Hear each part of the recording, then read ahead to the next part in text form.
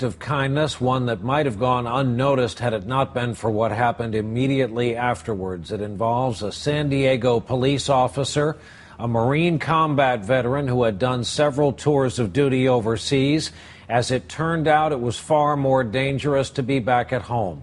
But nobody knew that when the officer met a young man at a local McDonald's. That's where our own Lee Cowan picks up this story. Rarely do surveillance cameras capture the good in people.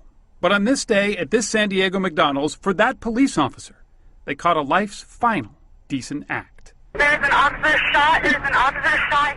Just after leaving that McDonald's, Officer Jeremy Henwood was gunned down, just sitting in his patrol car.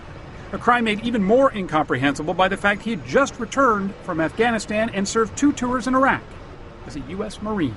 I think it goes without saying that Jeremy was a great man and a hero to our country.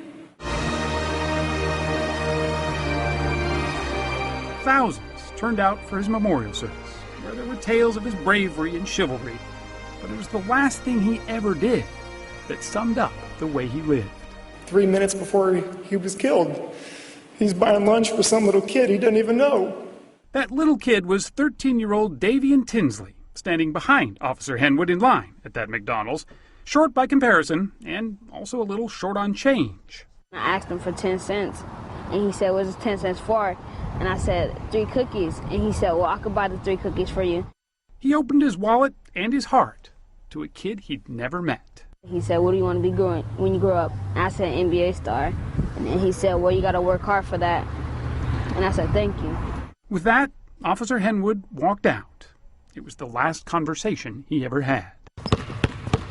That brief encounter has changed the way Davian now looks at life. Somebody I met that was a good guy, and then 2 seconds later he dies.